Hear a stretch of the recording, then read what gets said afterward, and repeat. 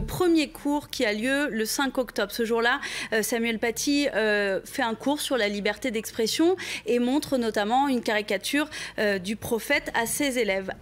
Il propose aux élèves qui le souhaitent de sortir de la classe, mais sans distinction de religion. Il dit simplement, je vais vous montrer une caricature. Si certains ne veulent pas la voir, ils peuvent sortir de la classe. Le mardi, le lendemain, il refait le même cours à une autre classe de 4e. La fameuse classe où se trouve la jeune fille dont le père va faire une vidéo ensuite pour appeler à l'exclusion du professeur. Sauf que ce jour-là, cette jeune fille, elle n'est pas en cours, elle n'assiste pas au cours de Samuel Paty, elle est malade. Le mercredi, il se trouve que cette jeune fille est exclue du collège pour des problèmes disciplinaires sans lien avec la diffusion des caricatures, mais elle va faire un récit différent à son père, dire que c'est parce que la veille, il y a eu ce cours sur la liberté d'expression que le professeur, selon elle, ce qu'il dément, a demandé aux élèves musulmans de sortir de classe, qu'elle s'est sentie choquée, qu'elle a été révoltée, que son exclusion qui doit avoir lieu la semaine suivante est liée à ça. Pris de colère, le père publie un premier message sur les réseaux sociaux où il appelle à l'exclusion du professeur en estimant que c'est injuste ce qu'il est en train d'arriver à sa fille. On est à ce moment-là le mercredi.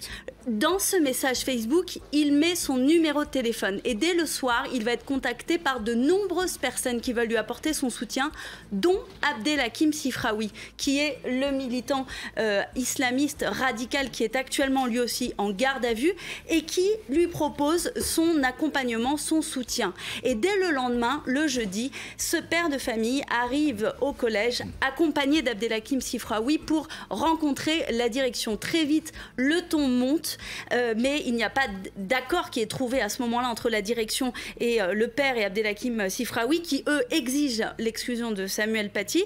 Et devant cette situation qui commence à monter, eh bien, l'inspection académique le lendemain l'académie plutôt envoie un inspecteur sur place pour tenter de discuter avec les professeurs, avec la direction et avec l'enseignant concerné. Le père de famille, lui, dépose plainte pour diffusion d'images pornographiques à un mineur. Le week-end passe et puis le lundi, eh bien, la situation n'est pas retombée. Le père de famille, entre-temps, a publié la fameuse vidéo qui est d'ailleurs toujours en ligne sur Facebook et où il appelle à nouveau à exclure le professeur. Alors, il dit aujourd'hui qu'il n'avait absolument à aucun moment appelé à ce qu'il soit tué. Ça, c'est ce que tentent de vérifier les enquêteurs parce qu'ils ont établi qu'il y avait eu des contacts entre l'assaillant et le père de famille.